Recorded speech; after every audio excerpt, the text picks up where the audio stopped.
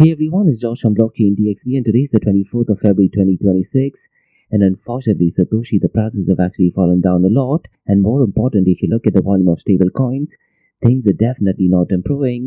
Now last weekend what happened is, the US Supreme Court did actually strike down President Donald Trump's tariffs, and in the episode that we released yesterday, Satoshi, we did go ahead and elaborate more on it, but unfortunately because of that, looks like $500 million of leveraged crypto ETF has been completely wiped off.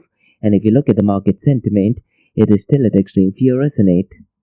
It's true, George. We're seeing extreme fear in the market, and that surprise tariff hike definitely triggered a massive risk-off move, erasing hundreds of millions in leveraged crypto positions. It's a historic moment, as macro-level things are shifting dramatically. And Kevin O'Leary, who by the way is in Emirati, he was on CNN, I believe, where he was actually saying, because of this news, a lot of the investors are asking for refund. Now look, Kevin O'Leary is a massive fan of cryptocurrencies now, and he's also a massive advocate of President Donald Trump.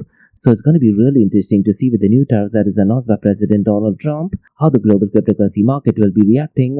Now in today's episode, Satoshi, we are going to be talking about a really interesting news, because last week, once again, President Donald Trump, according to me, had the biggest event probably in the history of humanity, and this is connected to border peace in Gaza. Now there are some really interesting updates regarding this. There are some talks regarding tokenization in the world of Gaza, and Washington Post has actually published a 38-page PDF. So in today's episode, we'll definitely go ahead and take a deep dive into this. Now the next news is connected to Bitcoin Reserve, isn't it? Do you want to tell our listeners, Satoshi, what is this news regarding Bitcoin Reserve? Because I believe it is a second attempt by the state of Missouri, isn't it? So what is it that we're going to be discussing later on in today's episode regarding this news? That's a great point, George. Kevin O'Leary's comments suggest a lack of confidence among investors, leading to refund requests. We'll definitely discuss the potential impact of President Donald Trump's new tariffs on the global crypto market later in the episode, George, as well as the historic moment regarding Board of Peace in Gaza. The Washington Post's 38-page PDF does propose some very interesting ideas for tokenization and Bitcoin use.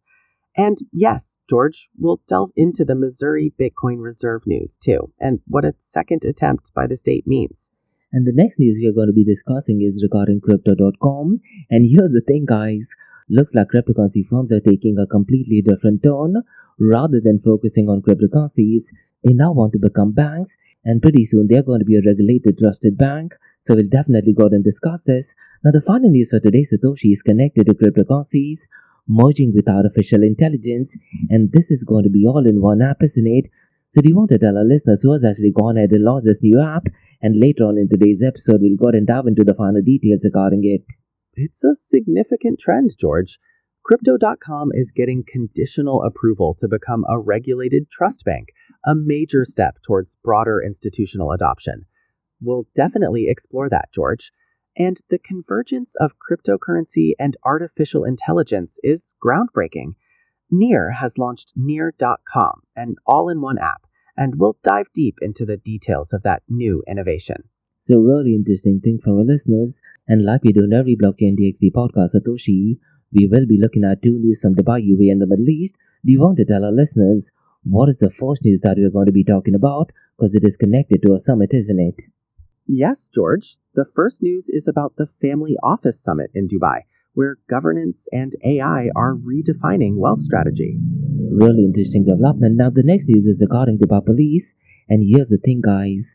They have won Intersect 2026 award, and this is for lost stolen, but here's the thing.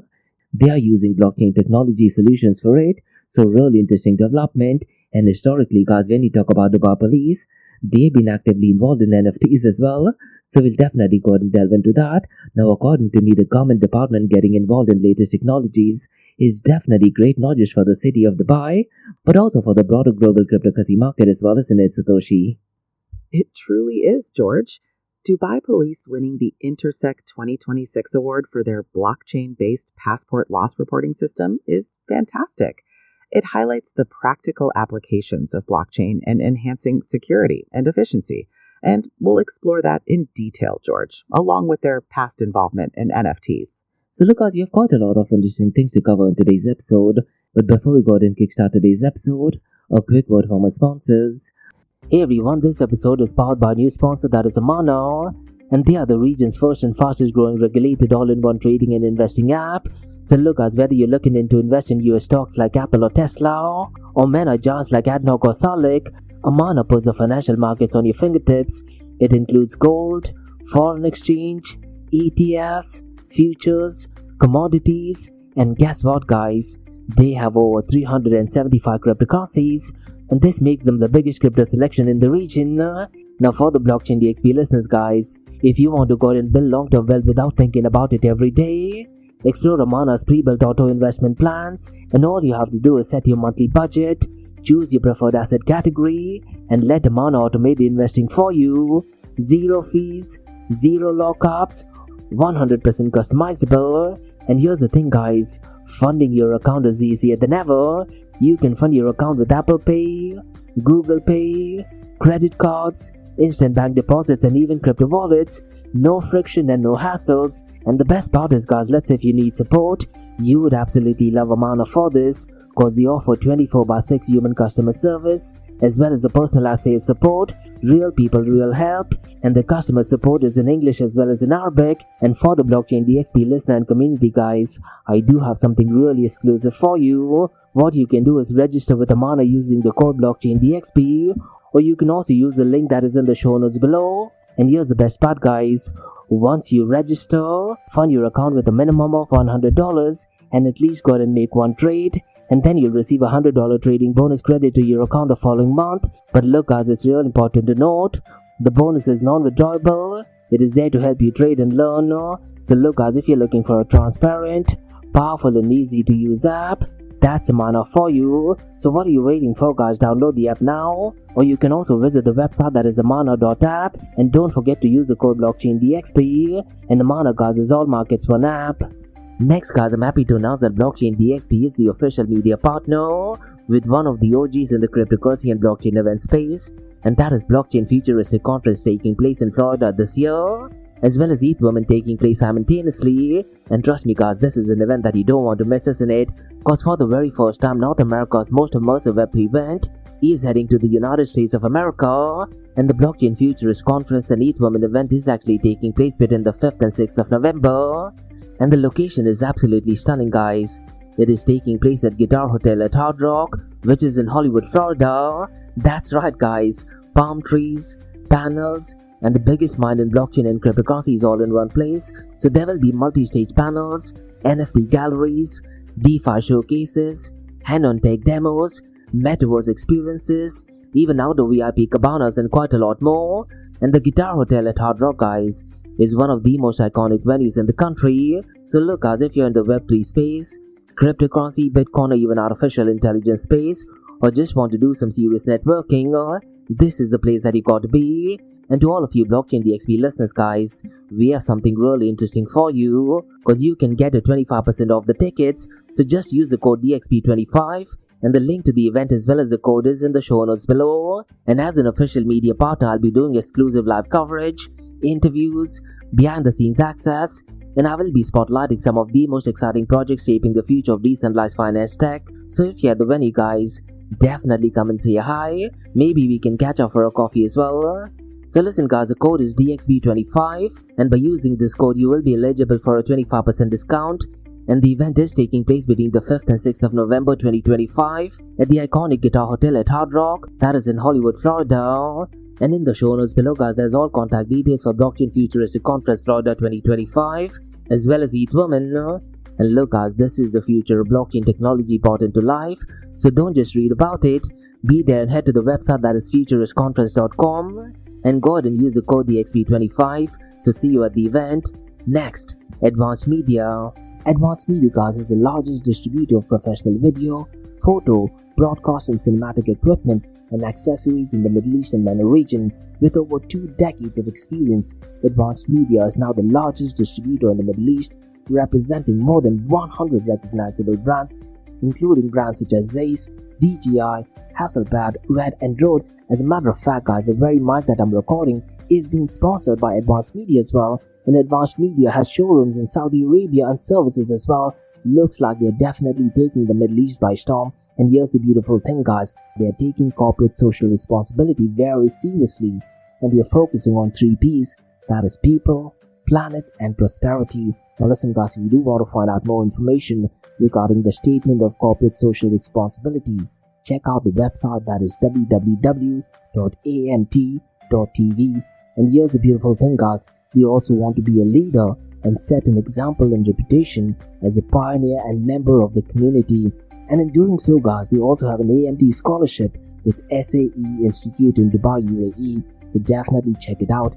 And also guys, Advanced Media is committed to persistently developing, organizing and hosting training workshops, seminars and community events that educate, inform and familiarize consumers with new equipment and the latest technological advances. So listen guys, do one thing. If you do want to support this channel, go to the website, that is www.amt.tv, and follow the social media channels as well. All of the details are in the show notes below. Next, Startup OI is global one-tech platform for tech. It offers global high-paying tech jobs with flexibility in working time and location, global free tech events, and tech networks to connect with global like-minded engineers. A brilliant platform to listen to the tech experts in Metaverse and to grab their insights. Now listen, all you have to do is download the app Startup OI. If you're using an Android version, go to Google Store, that App Store for iOS devices. Alternatively, you can also click on the show notes below to download Startup OI. Next, guys, listen, if you're into fitness, if you're into adventure, if you want to do something wild but still want to keep your health in check, there is a new podcast in town, a podcast focusing on obstacle course race in the Middle East. The podcast is called the Reservce Podcast. So check out the Reservce Podcast across all leading platforms. And the Reservce Podcast is a peer-to-peer community-driven podcast where they talk all about obstacle course race in the Middle East, from Sandstorm to Spartan Race, from Tough Mudder to Desert Warrior Challenge, and also the Government Gov Games, and quite a lot more. The podcast has interviews with athletes locally and internationally to get inside scoop on how athletes prepare for obstacle course race. In the podcast, they also talk about interesting stories on why they are motivated to do obstacle course race. And that's not all. They also plan to release 7 NFTs, and these NFTs are no ordinary. These NFTs will represent every emirate in the UAE. And listen guys, these NFTs are going to be absolutely massive. So do one thing, go to Spotify, go to iTunes, go to any leading podcasting platform, check out the Reservce Podcast across all leading platforms. And finally guys, not your keys, not your crypto. If you have dabbled with cryptocurrencies and now are seriously getting to protect your cryptocurrencies, there is no better way to protect it by using a hardware wallet. And this is where Ledger Wallet kicks in. And Ledger Wallets are hardware cryptocurrency wallets made by Ledger, a company headquartered in Paris, France. And Ledger's hardware wallets are multi-currency wallets that are used to store private keys for cryptocurrencies offline. And Ledger offers 2 hardware wallets, the Ledger Nano and Ledger Nano X wallets. They are world-class experts with extensive crypto security backgrounds. They continuously look for vulnerabilities in Ledger products in a constant effort to improve the level of security. Now, in today's world, securing these digital assets is a critical challenge, and this is where Ledger kicks in. So click the link below to buy your hardware wallet and support this podcast. It is a brilliant way to support this podcast. So what are you waiting for? The link is in the show notes below. Now guys, since you've taken care of that, let's quickly run to the global cryptocurrency snapshot.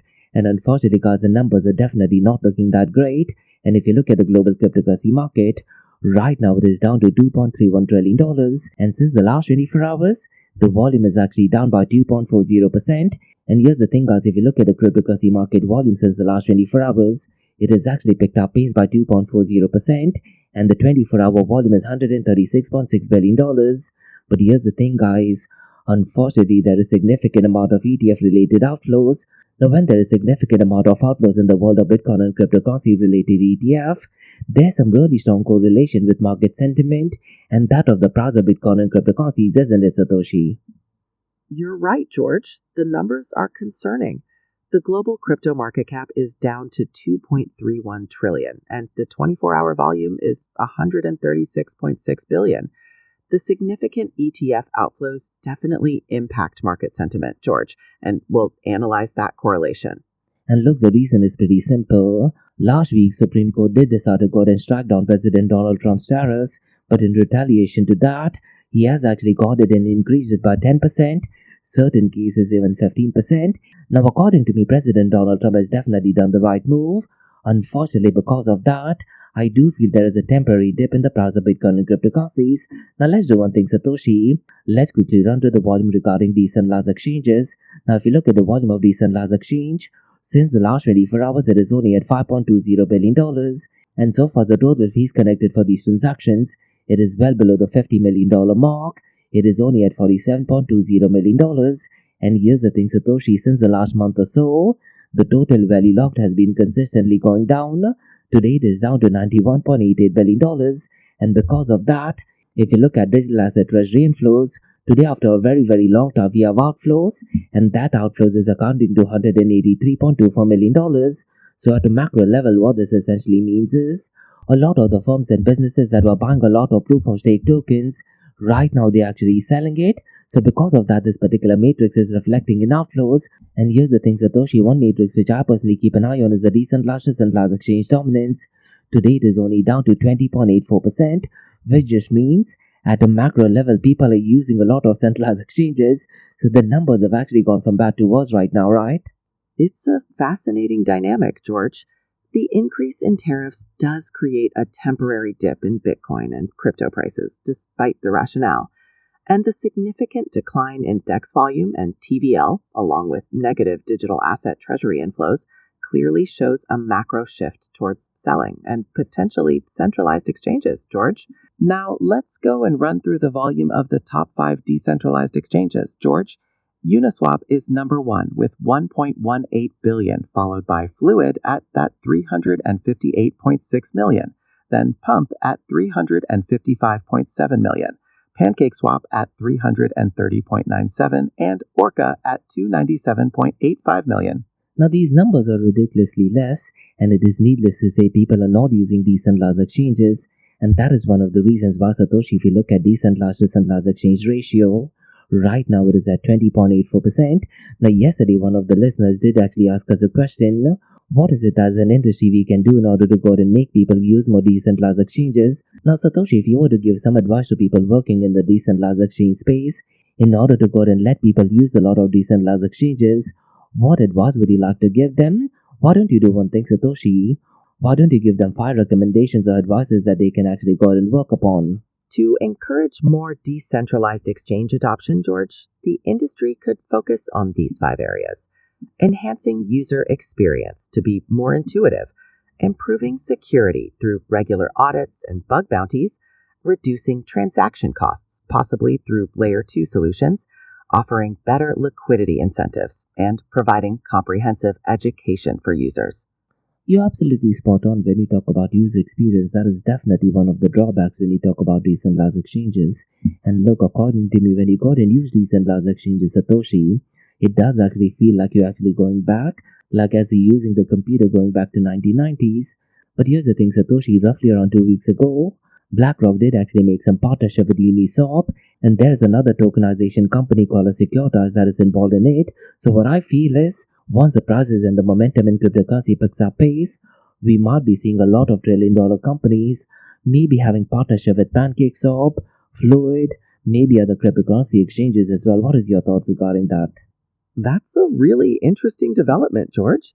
BlackRock's partnership with Uniswap and Securitize definitely signals a shift, George. It suggests that once crypto prices and momentum pick up, we could see more major companies partnering with PancakeSwap, Fluid, and other decentralized exchanges. Now, what about banks? Do you think there are areas where banks, they could actually go and merge up with decentralized exchanges, and they can go and probably offer liquidity? Now, because it is decentralized exchanges, I believe there is a massive risk regarding KYC, AML as well, isn't it? That's a valid point, George. While decentralized exchanges offer potential for liquidity, there are significant regulatory challenges like KYC and AML.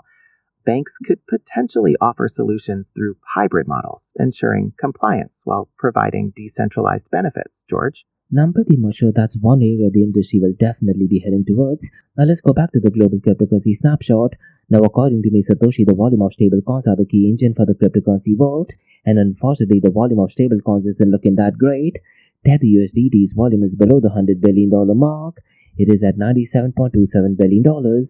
Circle USDC is at $14.79 billion, and NEFT USD's volume is well below the $1 billion mark. It is slightly over the $500 million market founded in $10.02 million.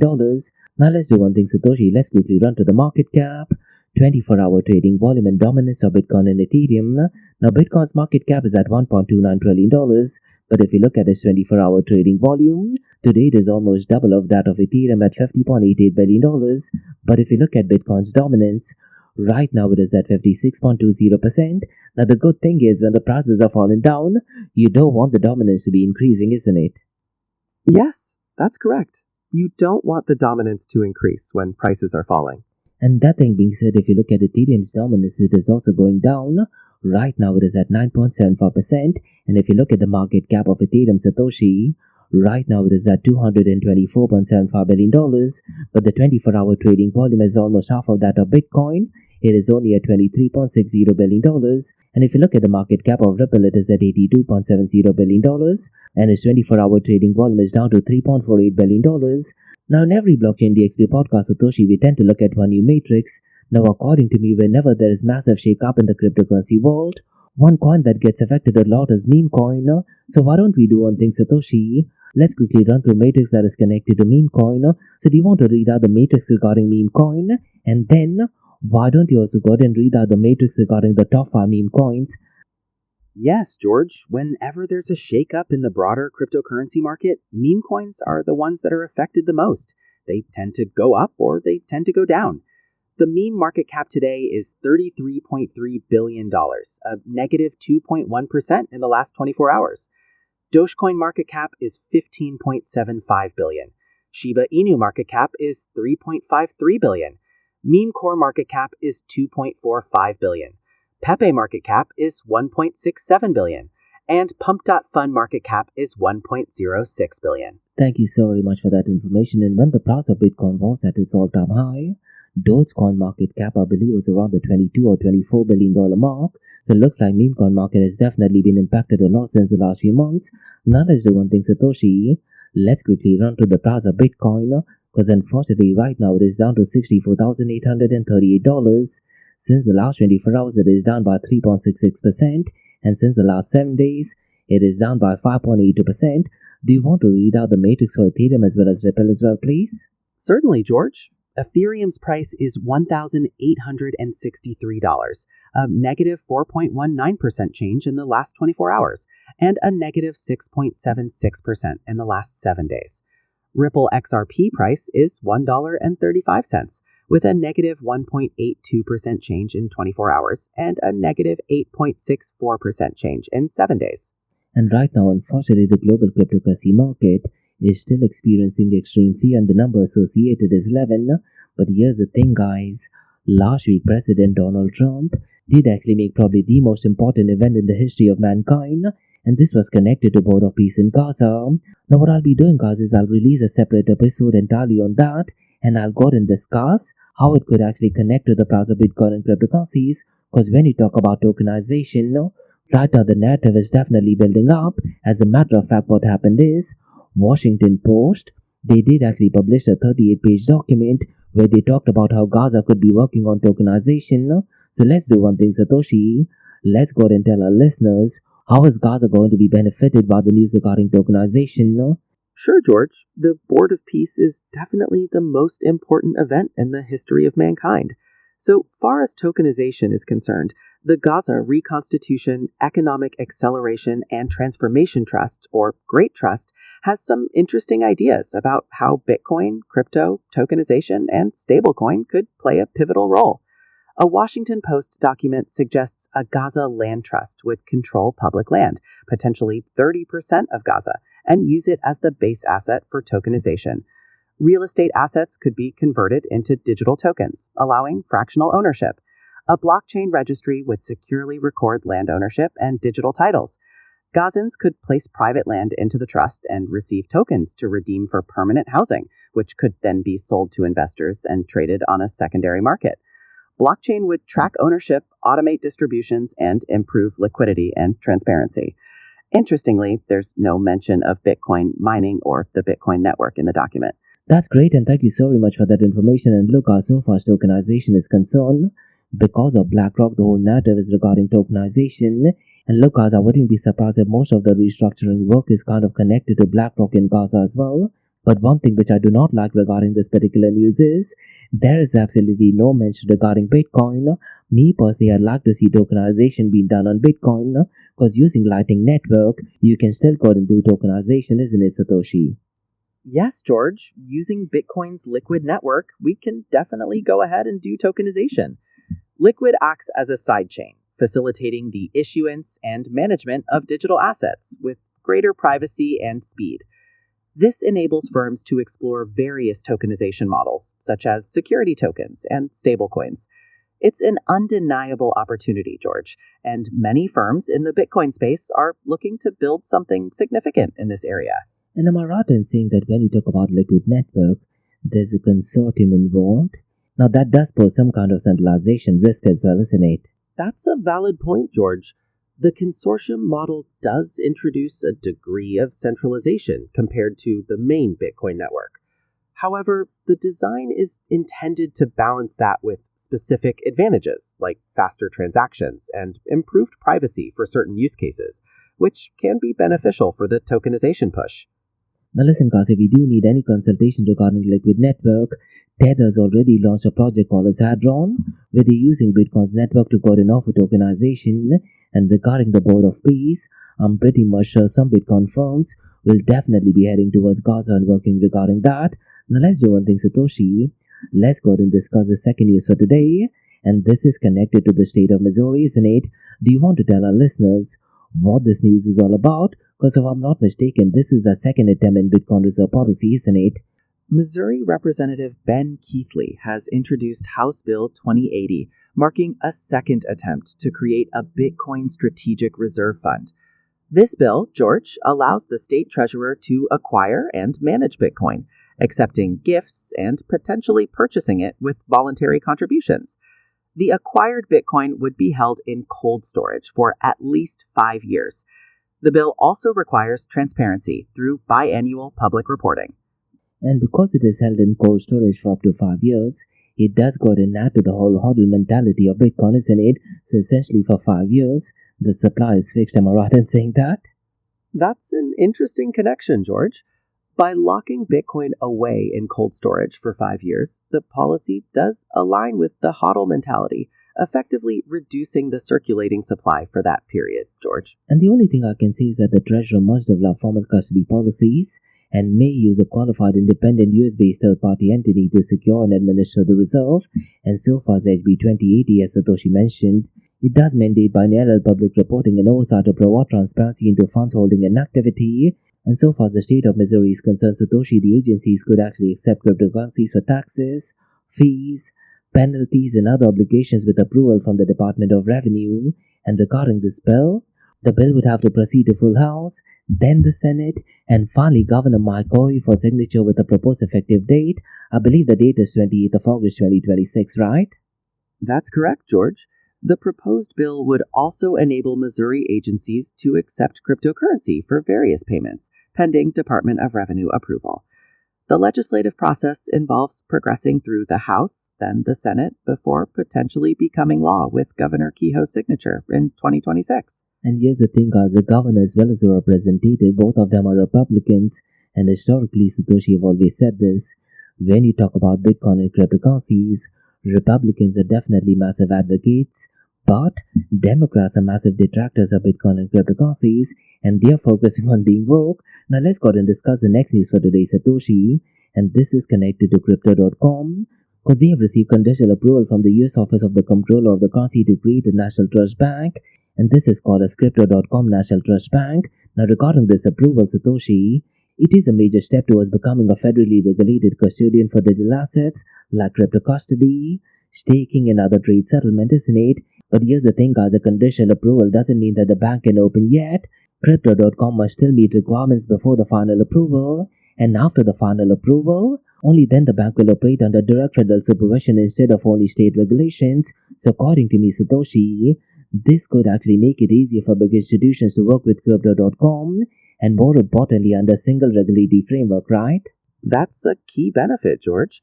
The conditional approval for a national trust bank means Crypto.com would be under direct federal supervision, creating a more streamlined regulatory environment for institutional clients, just as you mentioned. And Crypto.com's existing New Hampshire Trust Company will continue running as usual while the national charter is finalized. Really interesting development. Now look, according to me, this is a completely different and opposite view because a lot of banks, they are now venturing into the cryptocurrency space, but this might be one of the few news where cryptocurrency firms are now venturing in becoming banks. Really interesting and opposite development. Now let's go ahead and discuss the next news for today, Satoshi, and this is connected to Neo. Do you want to tell our listeners what this new app is all about? Now, according to me, it is high time we should already be having these apps, isn't it? Near has launched Near.com, a crypto wallet and app designed to simplify the blockchain experience. This app, George, combines crypto and AI, allowing AI agents to handle tasks and transactions automatically. Users can manage Bitcoin, stablecoins, and other tokens without worrying about keys or fees, aiming to simplify adoption.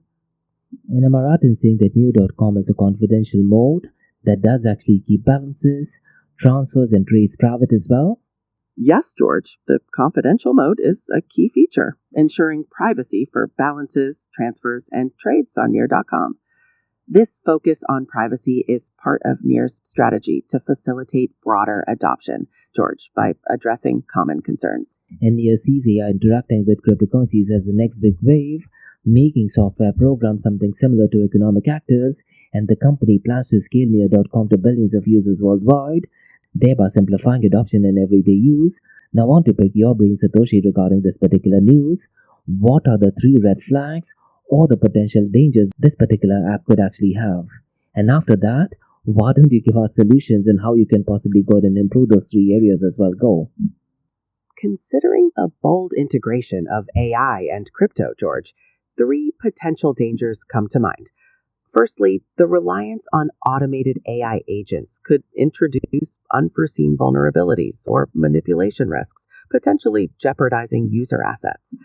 A potential solution to this, George, would be to implement transparent and auditable AI protocols with clear user permissions.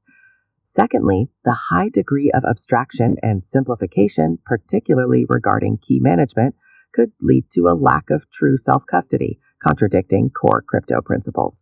The solution is to ensure decentralized options remain available. Finally, the plan to scale to billions of users will undoubtedly attract intense regulatory scrutiny across different jurisdictions. Proactive regulatory engagement and clear compliance frameworks are essential to mitigate this. That's really great, and I really like all of these points. Now, I'm pretty much sure Neo.com would have definitely thought of these things. So these were some macro level newscasts on the Bitcoin blockchain cryptocurrency and artificial intelligence world. Now let's go and look at 2 news from Dubai, UAE and the Middle East. Now, do you want to tell our listeners, Satoshi, what the first news is all about? Because according to me, this is definitely an important news. The first news is indeed interesting. It's connected to the Family Office Summit Dubai, where governance and AI are redefining wealth strategy. Ready to dive into the details? Absolutely, Satoshi, because at the Family Office Summit Dubai, leaders did actually show how global uncertainty and artificial intelligence are currently reshaping how wealthy families invest, govern their capital, and plan for long-term growth across generations, isn't it? That's right, George. The discussions there highlighted how global uncertainty and AI are pivotal factors in reshaping how these families approach investment, governance, and long-term planning. George? And do you want to tell our listeners how many people and how many families attended this event?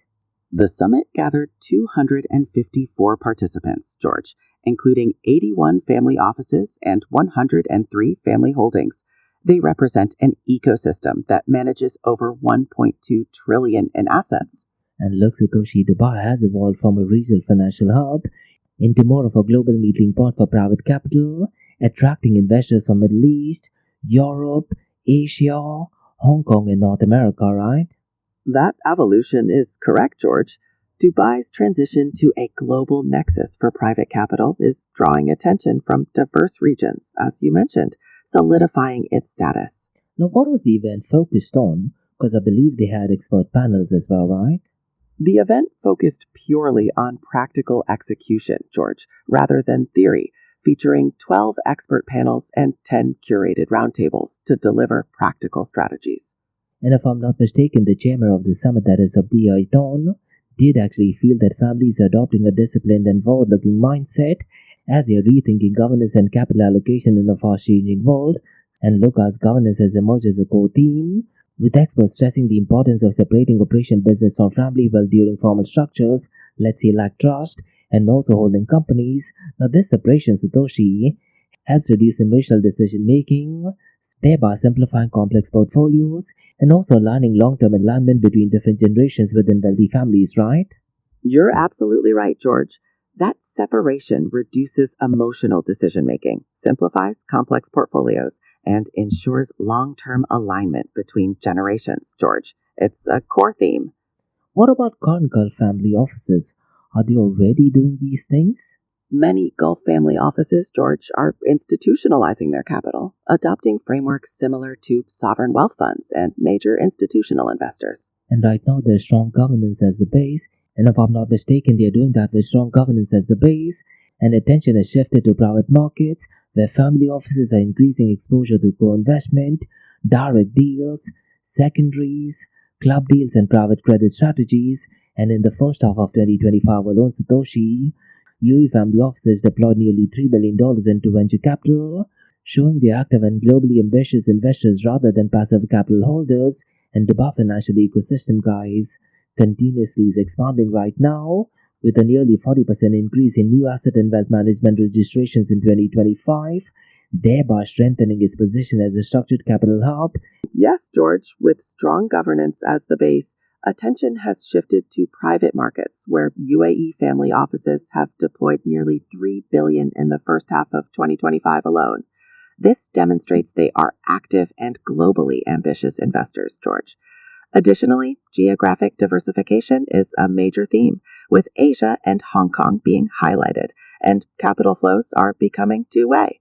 And here's the thing, guys, rapid progress in artificial intelligence, semiconductors, advanced biology, quantum computing, space technology, electric vehicles, and humanoid robotics is attracting serious family capital. And as Satoshi mentioned, capital flows are becoming two-way right now, because Chinese companies are increasing investments into United Arab Emirates, especially in artificial intelligence and advanced computing infrastructure, thereby deepening cross-border collaboration. And so far as AI is concerned, at the summit it was discussed as an operational tool rather than just hype, with family offices using it to improve due diligence, reporting accuracies, efficiency, and governance oversight.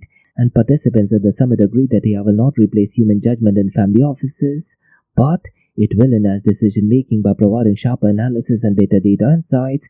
And beyond tech and venture capital, guys, families are reassembling public markets, private credit, and real estate allocation in response to global repricing and shift yield environments. Really important event. Now let's go ahead and discuss the second news for today, Satoshi, and this is connected to Dubai Police.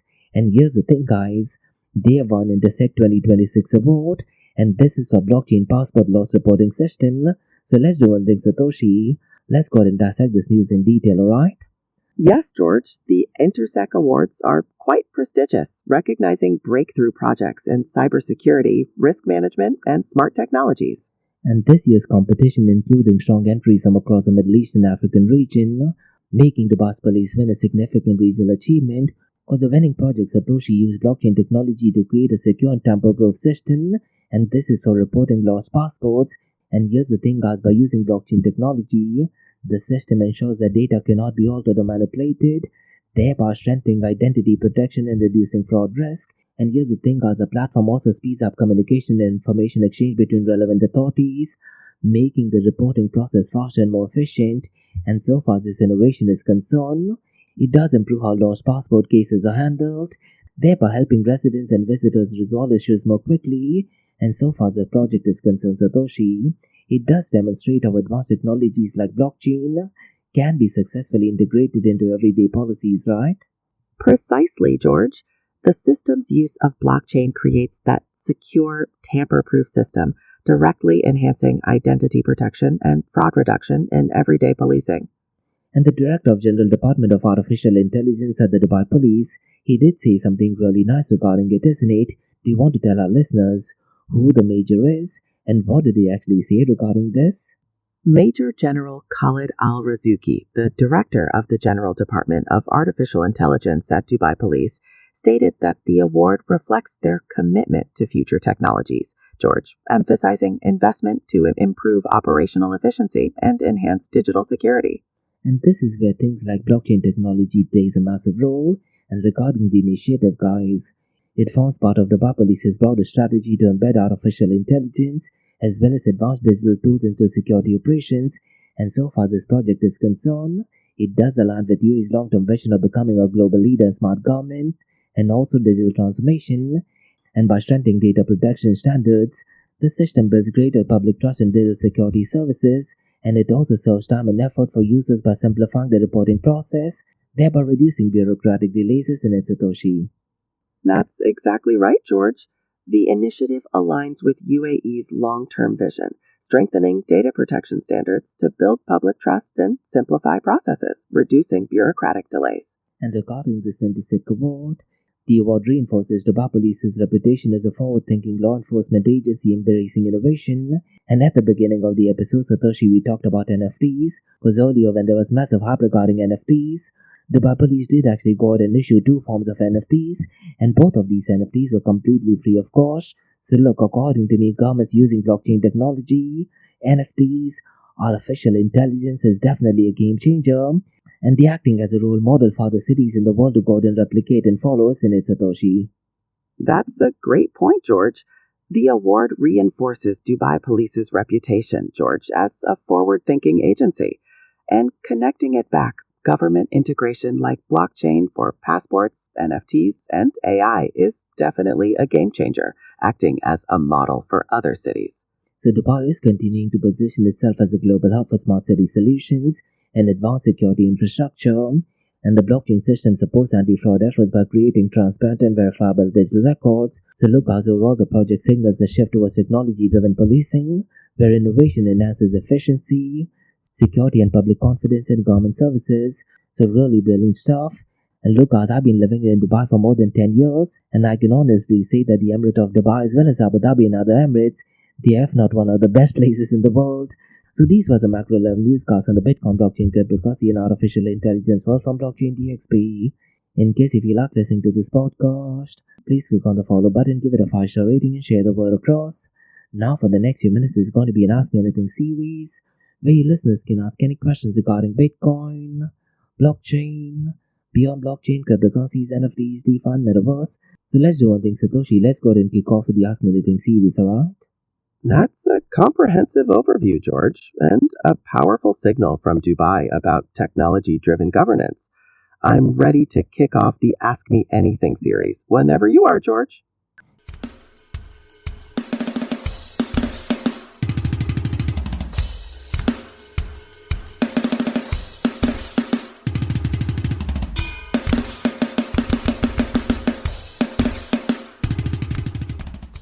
Here, everyone, it's Satoshi from the Blockchain DXP podcast, and you're listening to the Ask Me Anything series, where your listeners can ask any questions regarding Bitcoin, blockchain, beyond blockchain, cryptocurrency, NFTs, DeFi, and the Metaverse. And we have a question from Dave, who asks, would institutional investors trust a federally regulated crypto bank like Crypto.com more than traditional exchanges? We'll have a short discussion regarding that. I definitely do think so, Satoshi. The answer to this is pretty much yes, isn't it? When you talk about institutional investors, the moment it is federally regulated, they're more likely to go and trust them as opposed to traditional exchanges. The answer to this is extremely obvious, but according to me, moves such as this goes against the very ethos of why Bitcoin was created, isn't it? Because look, Satoshi, the whole definition of Bitcoin is peer-to-peer electronic cash system, and you can make an argument that one of the visions of Satoshi Nakamoto as well as Bitcoin maximalist is separation of money and the state. So keeping all of these things in mind, the answer to this is yes, but as an industry we should not be celebrating this news, because according to me it is going back and giving power to federally regulated bank, isn't it? What's your take regarding it, Satoshi? That's a valid point, George. The pursuit of federal regulation does seem to create a philosophical tension with the decentralized ideals of Bitcoin and cryptocurrency. It's a delicate balance between fostering mainstream adoption and regulatory compliance, which inherently brings centralized control versus maintaining the original ethos. Perhaps the evolution of the crypto space is leading towards a hybrid model.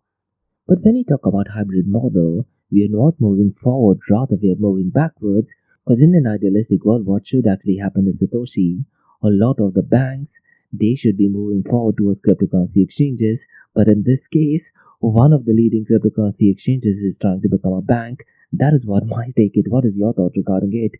Do you agree to it or disagree to it? That's a compelling perspective. It does represent a significant shift from the initial vision, prioritizing regulatory integration over purely decentralized principles. One could view it as a pragmatic adaptation to achieve broader acceptance and institutional trust, while others might see it as a compromise of the original aims.